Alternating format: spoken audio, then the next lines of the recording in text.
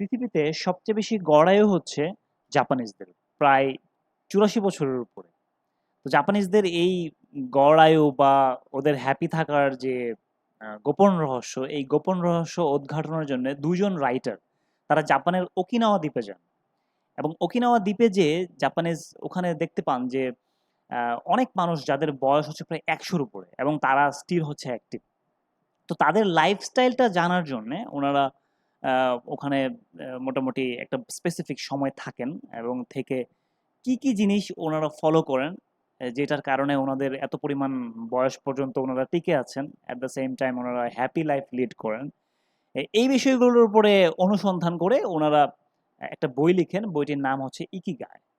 তো এই বইয়ে উনারা ১০টি রুলস এর কথা বলেন। যে রুলস গুলা যদি কোনো মানুষ ফলো করে তাহলে তার লাইফে হ্যাপি থাকা যাবে এবং দীর্ঘমেয়াদী জীবন পাওয়ার সম্ভাবনা আছে বলে তারা মনে করেন। তো এর ১ নম্বর যেটা রুলের কথা ওনারা বলেন সেটা হচ্ছে স্টে অ্যাক্টিভ, ডোন্ট রিটায়ার। তার মানে আপনি আপনার জীবনের প্রতিটা সময় মৃত্যুর আগ পর্যন্ত আপনি যদি অ্যাক্টিভ থাকেন তাহলে আপনি আপনার জীবনের মিনিং খুঁজে পাওয়ার সম্ভাবনা অনেক বেশি। কারণ আপনি যদি অ্যাক্টিভ থাকেন তাহলে হচ্ছে আপনি এমন কাজ করবেন যে কাজ আসলে আপনি লাইক করেন। এই অ্যাক্টিভ থাকাটা এটা খুবই ইম্পোর্টেন্ট মানুষের জীবনের জন্যে। আমি বাংলাদেশে দেখেছি যে অনেক মানুষ যারা সারা জীবন চাকরি করেছেন, 59 ইয়ার্স এইজে তারা যখন তাদের সার্ভিস যেমন হচ্ছে সরকারি চাকরি তারা ছেড়ে গিয়েছেন, তখন এই 59 ইয়ার্স পর্যন্ত তারা অ্যাক্টিভ ছিলেন। তো যখন এই চাকরি শেষ হয়ে গেল তখন অ্যাক্টিভিটি নাই হয়ে গেল এবং ৩-৪ বছরের মধ্যে ওনারা ভেঙে গিয়েছেন শারীরিকভাবে। বিভিন্ন প্রকার রোগে আক্রান্ত হয়েছেন। এরকম কিছু লোকের আ আ সাক্ষাৎ লোকের সাথে সাক্ষাৎ করার সুযোগ আসলে আমার হয়েছিল। তো তার মানে হচ্ছে যে আপনি জীবনে যে অবস্থায় থাকেন, যে এইজেরই থাকেন, আপনি যদি সবসময় অ্যাক্টিভ থাকেন, কোনো না কোনো কাজ নিয়ে থাকেন, তাহলে হচ্ছে আপনি অতি অল্প সময়ে আ মানে আপনি ভেঙে পড়ার যে প্রবণতা, এই প্রবণতা থেকে আপনি রক্ষা পেয়ে যাবেন। আপনি অ্যাক্টিভিটি করতে পারেন কি? যেমন হচ্ছে আপনার কোনো চয়েসফুল জিনিস, যেমন আপনার শখ ছিল যে আমি একটি বাগান করব।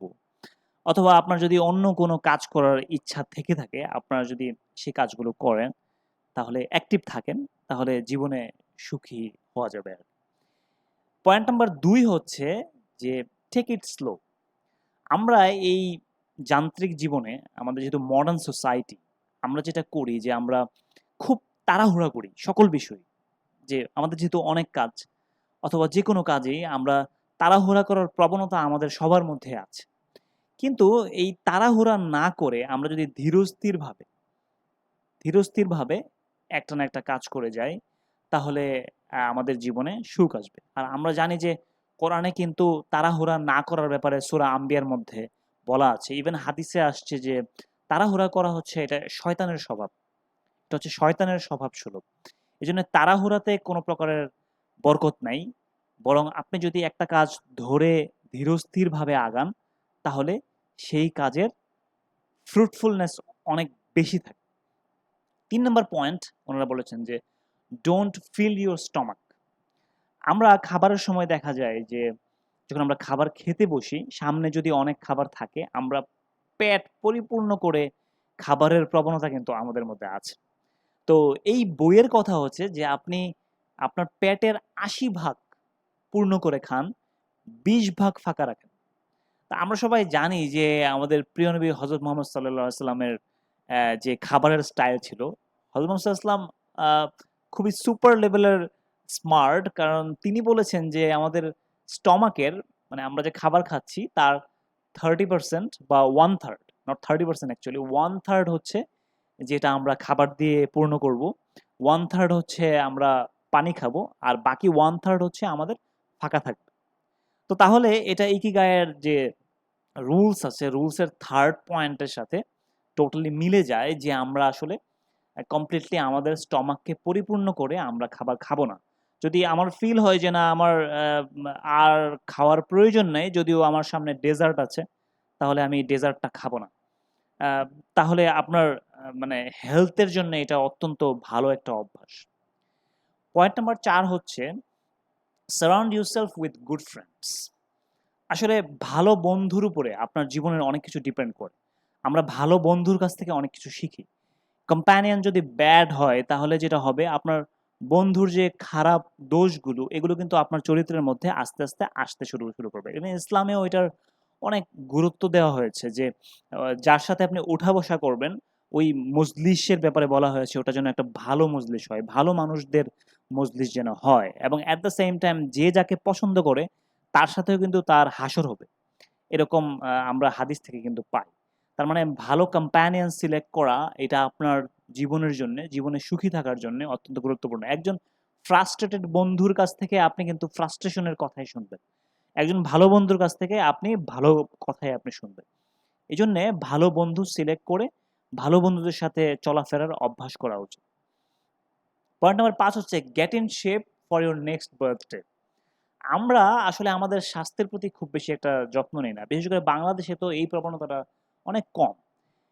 বিদেশে বিশেষ করে যে সকল দেশে আসলে স্বাস্থ্যের প্রতি মানুষ কেয়ারফুল, ওই সকল দেশে যেটা হয় যে মানুষ দিনের একটা পার্টিকুলার সময় তারা এক্সারসাইজ করে কাটায়। কিন্তু আমাদের এখানে দেখা যায় অফিসিয়াল জব হওয়া সত্ত্বেও, সেডেন্টারি লাইফ লিড করা সত্ত্বেও আমরা এক্সারসাইজের প্রতি প্রচন্ড অনীহা আছে। তো তার মানে এক্সারসাইজ হচ্ছে জীবনে সুখে থাকার বা দীর্ঘায়ু লাভ করার যে চেষ্টা, এই চেষ্টার মধ্যে এক্সারসাইজ হচ্ছে অন্যতম।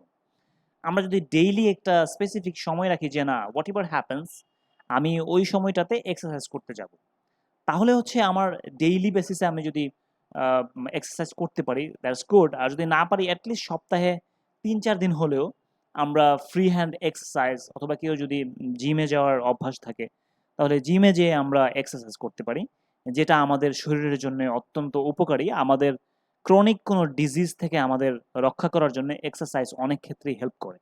একটা রিসার্চে উঠে এসেছে, যদিও এই যে একজন সায়েন্টিস্টের বলা, উনি বলেছেন যে ওনার রিসার্চে উনি পেয়েছেন যে প্রতি 1 ঘন্টা মানুষের এক্সারসাইজ মানুষকে 3 দিনের আয়ু বৃদ্ধি করে দেয়। এটা হচ্ছে সেই সায়েন্টিস্টের কথা। তো তাহলে চিন্তা করেন যে এক্সারসাইজের গুরুত্ব কতটুকু। এটা উনি হয়তো বা রিসার্চ করেছেন মানুষের উপরে যারা এক্সারসাইজ করে এবং যারা এক্সারসাইজ করে না। এই জন্য এক্সারসাইজের গুরুত্ব জীবনে অনেক বেশি। পয়েন্ট নাম্বার 6 হচ্ছে স্মাইল। স্মাইল। আমাদের জীবনে সমস্যা নাই এরকম কোনো হিউম্যান বিং কি আছে? সমস্যা ছাড়া কোনো হিউম্যান বিং নাই। তো এই সমস্যাগুলো থাকলেই কি আমার মন খারাপ খারাপ থাকবে? জীবন অনেক ছোট। জীবনকে এনজয় করা উচিত। আপনি যদি যেই সময়টা আপনি পাচ্ছেন, এই সময়টা যদি আপনি ওই সমস্যাগুলো নিয়ে চিন্তা করতে থাকেন, তাহলে কিন্তু আল্টিমেটলি আপনার জীবনের শান্তি নষ্ট হয়ে যাবে। বরং আপনি খেয়াল করুন যে আপনার কি আছে, জীবনে কি পেয়েছেন, সেই বিষয়গুলোতে কনসেনট্রেট করুন। রেদার দ্যান দ্যাট যে আপনি জীবনে কি হারিয়েছেন, অথবা সামনে কি কোন জিনিস নিয়ে ভয় ভয় করছেন আপনি, সেই জিনিসগুলো ব্রেন থেকে সরিয়ে আপনি জাস্ট স্মাইল অলওয়েজ। সমস্যা থাকবে, সমস্যা ফেস করুন। যদি সমস্যাকে সলভ করতে পারেন দ্যাটস গ্রেট, না সলভ করতে পারেন তাও গ্রেট। যে সমস্যা আপনি সলভ করতে পারবেন না, ওই সমস্যা মন থেকে মুছে দিন, যে যেহেতু এটা আপনার বিয়ন্ড কন্ট্রোল। কারণ 13টি শক্তিশালী গুণ, একটা বই পড়েছিলাম যে 13 habits of the strong minded people. ওখানে 13টি গুণের মধ্যে একটি গুণ ছিল যে they don't care about the thing which they can not change.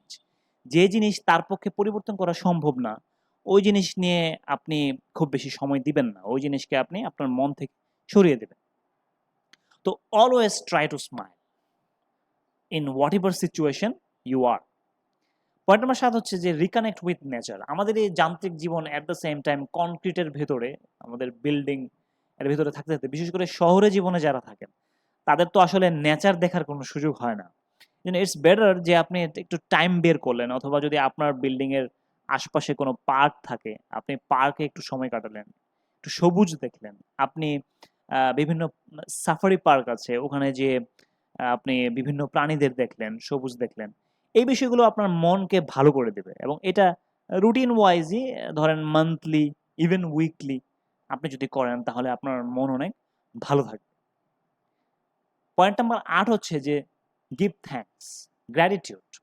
কৃতজ্ঞতা স্বীকার করে ধন্যবাদ দেয়া। আমরা হাদিসে জানি যে যে ব্যক্তি মানুষের কৃতজ্ঞতা স্বীকার করে না সে কিন্তু আল্লাহ সুবহানাহু ওয়া তাআলার কৃতজ্ঞতা স্বীকার করে না। তার মানে আপনি চিন্তা করেন কতটুকু ইম্পর্টেন্ট একটা বিষয় এটা। মানুষের ছোটখাটো হেল্পও যদি আপনি পান, গ্র্যাটিটিউড শো করেন। মানুষকে বলেন যে, "thank you very much for your support." Uh even আমরা জানি যে আ অন্যজনের হেল্প করতে যাওয়া এটা ইসলামে অত্যন্ত গুরুত্বপূর্ণ। অনেক মেজর কাজগুলোর মধ্যে একটা যে আপনার অপর ভাইকে হেল্প করার জন্য আপনি গেলেন। তো এই থ্যাংকস গিভিং এর যে অভ্যাসটা এটা আমাদের মধ্যে অনেক বেশি করা উচিত। ছোটবেলা থেকেই শিশুদেরকে গাইড করা উচিত এই ব্যাপারে, যেটা বিদেশে প্র্যাকটিস আছে। তারা খুবই অল্পতে দেখবেন যে আপনাকে ধন্যবাদ দিবে।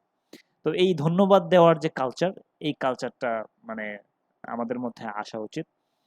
তারপর হচ্ছে তারপরের পয়েন্ট হচ্ছে leave in the moment. Most of the cases আমরা যেটা করি, আমরা অতীতের যে ফ্রাস্ট্রেশন গুলো, অতীতে যে জিনিস আমি পাই নাই, সেই জিনিসগুলোই আমরা মনে কষ্ট পাই। এবং আমরা চিন্তা করি যে ফিউচারে অমুক জিনিস পাইলে আমি হয়তোবা খুশি হব, সুখী হব।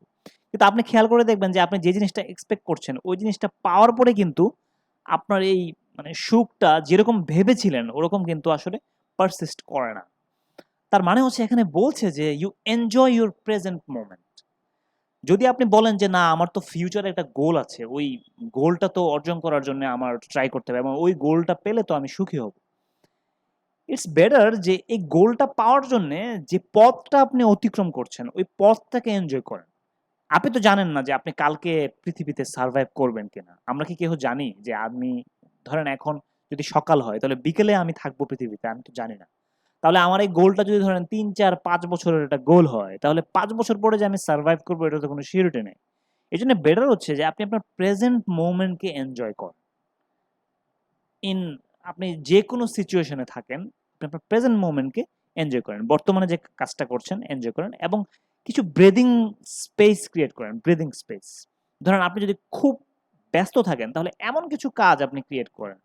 এক্সারসাইজ হতে পারে, নেচার ভিজিট হতে পারে অথবা বই পড়া হতে পারে। যেটাতে আপনি একটা মানে একটা সময় পাবেন যখন আপনার মনকে আনন্দ দেওয়ার একটা আপনার সুযোগ আছে। কারণ you have to live in the present moment. Point number ১০ কে বলেছে ডিসকভার ইউর প্যাশন। ঠিক আছে? Discover your ikigai. মানে এটা কেমন জিনিস আমি আপনাকে বলি। ধরেন আপনি আপনার এইজ ধরেন 50 অথবা আপনার এইজ 40। আপনি ছোটবেলায় স্বপ্ন দেখতেন যে ইস আমি যদি অমুক জিনিসটা পেতাম অথবা অমুক কাজটা করতাম তাহলে আমার কাছে অনেক ভালো লাগতো। ধরেন আপনি আপনার প্যাশনেট কাজটা পান নাই। আমাদের মেক্সিমামের ক্ষেত্রে এটা হয়। ছোটবেলায় আমি যেটা এক্সপেক্ট করেছিলাম অথবা একটা গ্রোন আপ এইজ হওয়ার পরে আমি আসলে লাইফ থেকে যে জিনিসটা চাইতাম, হয়তোবা সেই জিনিসটা আমার পাওয়া হয়ে ওঠে নাই এনভায়রনমেন্টের কারণে। বাট যে এইজেই আপনি থাকেন, একটা স্টেটমেন্ট আছে না যে ইটস নেভার টু লেট। যে আসলে আ কখনোই দেরি হয় না কোনো কিছু করতে। আপনার এইজ যদি 60 ও হয়ে থাকে, ইভেন 65 ও হয়ে থাকে। ছোটবেলায় যদি একটা স্বপ্ন দেখে থাকেন যে ইস আমি যদি ওই জিনিসটা করতে পারতাম আমার কাছে অনেক ভালো ফিল হতো, তাহলে এট দ্য এজ অফ 60 ও আপনি ওই কাজটা করার চেষ্টা করতে পারেন। ঠিক আছে? তার মানে আপনি আপনার প্যাশনকে সার্চ করতে হবে each and every single moment যে আপনি কি হতে চেয়েছিলেন বা কি হতে চান এবং সেই প্যাশনের উপরে যদি আপনি কাজ করেন তাহলে আপনার পক্ষে কোয়াইট ইজিলি আপনার আনন্দ পাওয়া সম্ভব। এই টোটালি ১০টা পয়েন্ট ফলো করার কথা এই ইকিগাই বইয়ের মধ্যে আছে। It's a wonderful book. I would recommend you to read it. আপনারা এই বইটা কিনে যদি পড়েন তাহলে এই বইয়ে অনেক শিক্ষণীয় জিনিস আছে এবং অনেক ইসলামের অনেক প্রিন্সিপাল বিষয়গুলো এই বইয়ে আলোচনা করা আছে। যদিও এই বইটা খুব রিসেন্টলি ধরেন এই লাস্ট হয়তোবা 20 ইয়ার্স এর মধ্যে বইটা এসেছে মার্কেটে। বাট 1500 ইয়ার্স এগো ইসলামের যে প্র্যাকটিস গুলো, এই প্র্যাকটিস গুলো মূলত আমার কাছে মনে হচ্ছে যে যারা বইটা লিখেছেন তারা হয়তোবা ইসলাম জানেন না। বাট তারা রিসার্চ করে যেটা পেয়েছেন সেটা ইসলামের এই প্রিন্সিপালের পার্ট। তো আমরা যদি এই জিনিসগুলো ফলো করি তাহলে আমরা জীবনে মানে healthy and happy life lead করা আমাদের সবার পক্ষে সম্ভব হবে। Thank you.